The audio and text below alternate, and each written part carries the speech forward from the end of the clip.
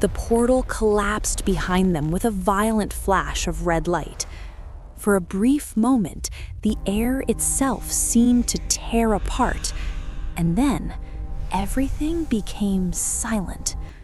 Rumi slowly turned back. The gateway that had brought them here was gone. Only a few fading sparks of crimson energy floated in the dark air before disappearing into the ash. They were no longer on Earth. Around them stretched a vast and hostile landscape, a world that clearly did not belong to humanity. The ground beneath their feet was black volcanic stone, cracked and glowing with thin rivers of molten lava flowing deep within the earth. Above them, the sky burned with a permanent crimson storm. Heavy clouds moved slowly across the horizon, while distant lightning illuminated jagged mountains that looked like broken blades rising from the land. Ash drifted through the air like dark snow. For several seconds, no one spoke. Then one of the team members whispered quietly, "Please tell me that portal is coming back." Rumi looked once more at the empty space where the gateway had been. "It's not." Her voice was calm, but everyone could hear the truth inside it. They were trapped. Far below the ridge where they stood stretched a vast valley of twisted forests, volcanic rivers, and massive black cliffs. Strange bones, enormous bones, lay scattered across the ground, as if gigantic creatures had once lived here and died here.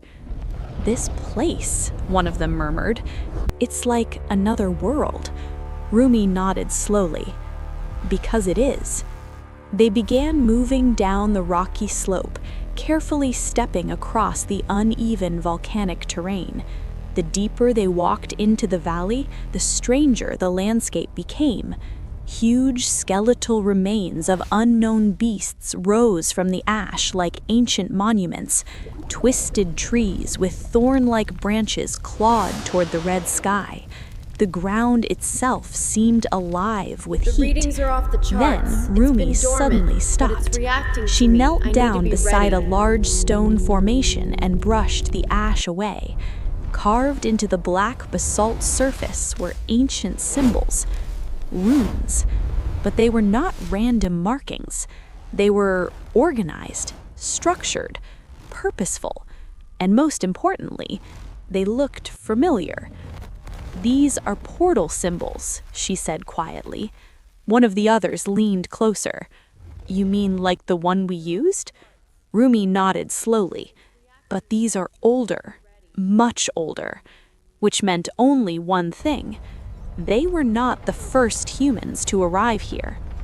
The team continued deeper into the valley, and soon the landscape revealed something even more unsettling. Ruins. Massive ruined structures made from the same black volcanic stone as the mountains themselves. Broken towers leaned against one another like fallen giants.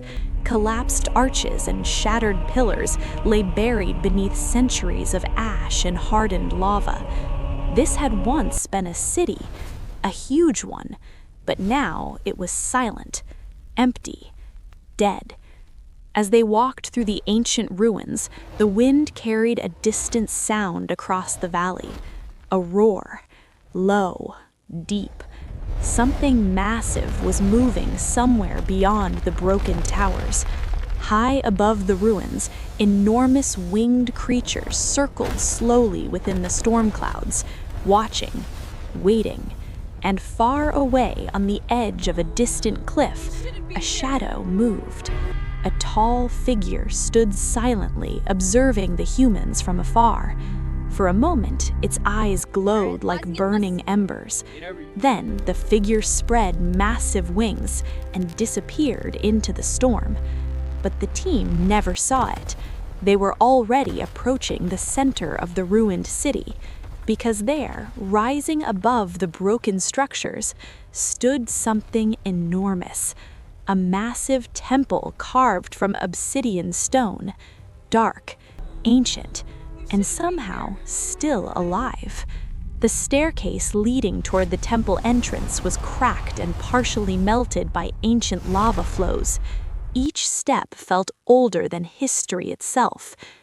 "Do you guys feel that?" someone asked quietly. A strange vibration seemed to hum through the stone, like energy buried deep beneath the structure. At the top of the staircase stood gigantic gates of black obsidian, covered in carvings, demons, portals, worlds, and at the center of the gate, a symbol they all recognized. Rumi placed her hand against the cold stone. The gate moved slowly, stone grinding against stone as the ancient doors opened. A wave of heat rolled out from the darkness inside. They stepped into the temple. The interior hall was enormous. Towering pillars of obsidian reached high into the shadows above. The floor was cracked basalt, glowing faintly with lava beneath the surface. Broken statues lay scattered across the ground, and in the very center of the chamber, something stood waiting. A colossal structure made of enormous stone rings and ancient runic pillars arranged in a perfect circle. A machine, an ancient machine. Rumi stared in disbelief. A portal, but this one was far larger than the one they had used, and far older. As she stepped closer, the air in the temple suddenly shifted. A deep rumble echoed through the hall. Dust fell from the towering pillars, and somewhere high above the darkness, two enormous red eyes slowly opened. Ancient eyes watched them from the darkness.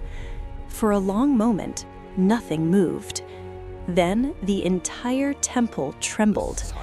The enormous creature hidden among the pillars began to shift. Stone cracked. Dust rained from the ceiling.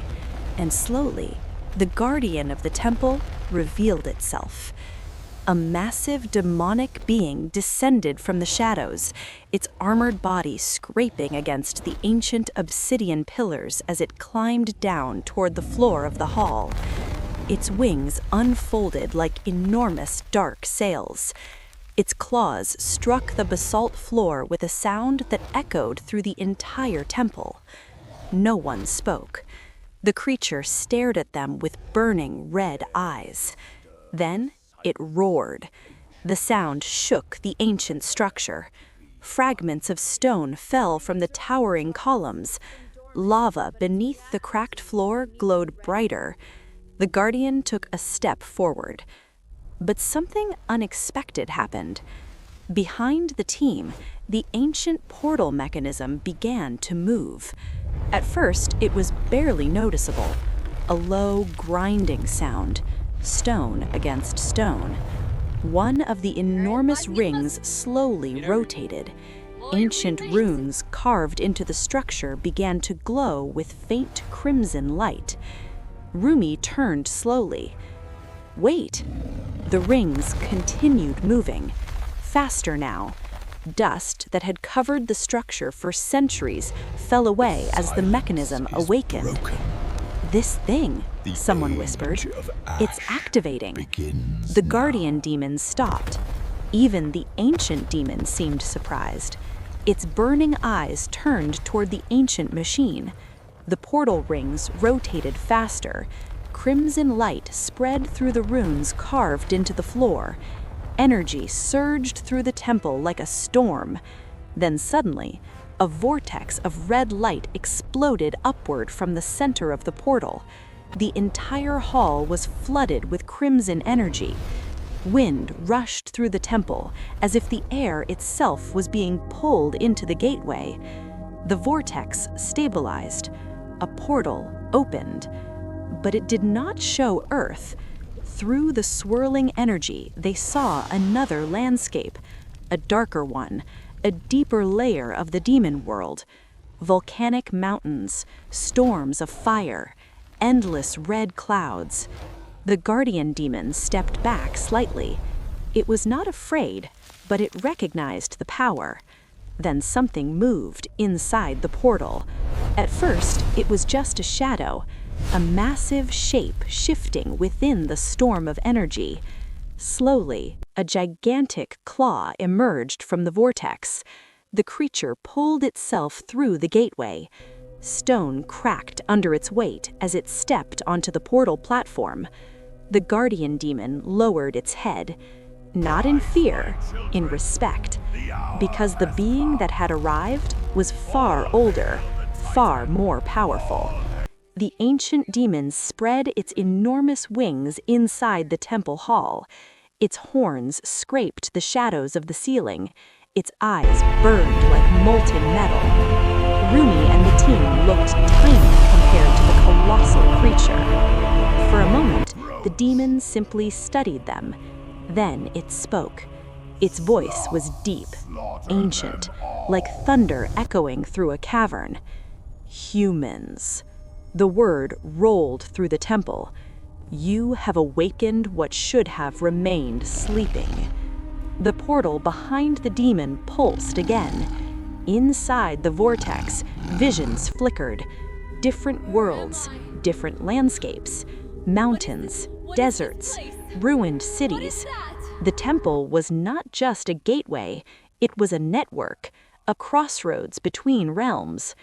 Rumi stared at the swirling portal. You mean this connects many worlds?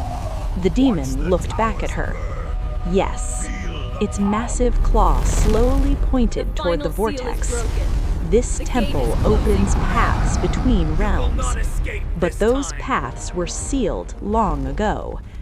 The portal behind the demon pulsed violently. The crimson vortex expanded. Energy surged across the temple floor. The guardian demon looked toward the gateway. Even the ancient demon turned sharply, because something else was coming. A shadow moved inside the portal. Bigger, much bigger. Lightning erupted from the vortex. The obsidian pillars shook. Cracks spread across the basalt floor.